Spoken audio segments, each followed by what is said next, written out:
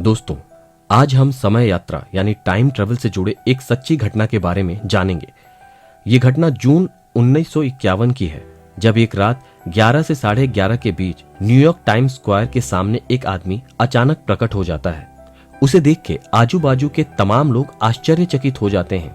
उसकी वेशभूषा वहां के सभी लोगों से भिन्न थी, क्योंकि उस व्यक्ति ने 18वीं सदी के कपड़े पहने थे और वो व्यक्ति भी आसपास का माहौल देखकर हैरान और परेशान हो जाता है और घबरा जाता है, मानो जैसे उसे लग रहा हो कि वो किसी अगली ही दुनिया में आया है। इसी बीच वो कुछ समझ पाता तभी उसकी ओर तेजी से एक टैक्सी आती है और उसकी उस दुर्घटना में मौत हो जाती है। फिर उसकी लाश को पोस्टमार्टम के लिए मुर्दा घर ले जाया जाता है और जब उसके सभी चीजों की तलाशी ली गई तब उसके पास से बहुत ही आश्चर्यचकित करने वाली चीजें मिली।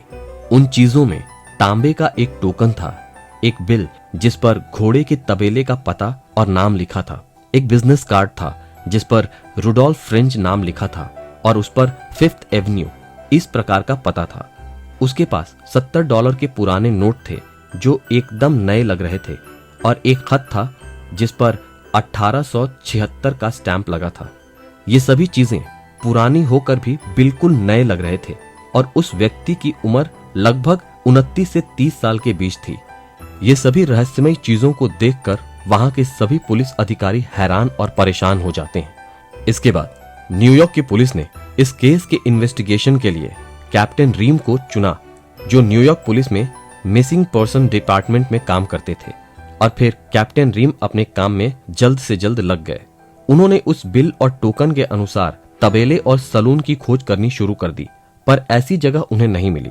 फिर उन्होंने वहां के बड़े बुजुर्ग व्यक्तियों से बातचीत की, उनको भी उस जगह के बारे में मालूम नहीं था। पर इस बिजनेस कार्ड से जो पता मिला वहां पर 5th एवेन्यू का एक ऑफिस था, पर वहां कोई भी रुडोल्फ फ्रेंच नाम के व्यक्ति को नहीं जानता था। अब उसके पास मिले बिजनेस कार्ड से ही उसे रुडोल्फ फ्रेंच नाम से ही जाना जाने लगा।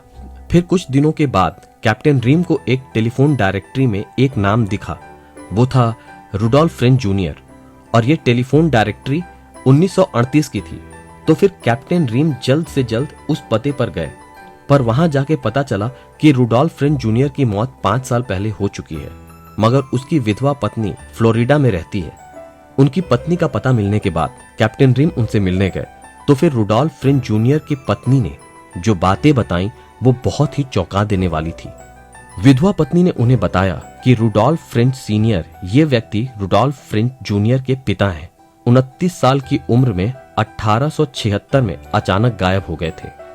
उस विधवा पत्नी ने बताया कि एक दिन शाम को वो सड़क पर घूमने गए थे। उसके बाद ना ही वो घर वापस आए और ना ही उनको तब से किसी ने देखा। इसकी पुलिस कंप्लेंट भी तब की थी। ये पूरी बात सुनकर कैप्टन रिम बहुत ही हैरान और परेशान हो गए।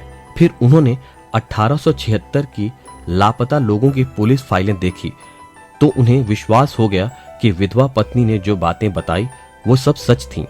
इस फाइल में जिस व्यक्ति का हुलिया और वेशभूषे का विवरण किया था, ठीक उसी तरह उस व्यक्ति से मेल खा रहा था जिसकी उस सड़क हादसे में मौत हो गई थी। इससे ये निष्कर्ष निकलता है कि रुडोल्फ फ्रेंच ये व्यक्ति अचानक टाइम ट्रेवल करके अपने समय से 75 वर्ष आगे भविष्य में आ गए थे, पर दुर्घटनावश कुछ ही समय में उनकी उस सड़क हादसे में मौत हो जाती है। ये अब तक की सबसे बड़ी समय यात्रा की घटना मानी जाती है और तब से रुडोल्फ फ्रेंच को एक टाइम ट्रैवलर माना जाता है, जो अपने समय से अचानक टाइम ट्रैवल करके भविष्य में 75 साल आगे आ जाता है। इस घटना को इतने साल होने के बावजूद ये रहस्य अभी भी अनसुलझा है। तो दोस्तों, आपको आज का अंक कैसा लगा हमें कमेंट सेक्शन में कमेंट करके जरूर बताएं। और अगर अभी तक आपने हमारे चैनल को सब्सक्राइब नहीं किया है तो हमारे चैनल को सब्सक्राइब करें और आने वाले वीडियो के नोटिफिकेशन के लिए हमारे बेल आइकन को प्रेस करें।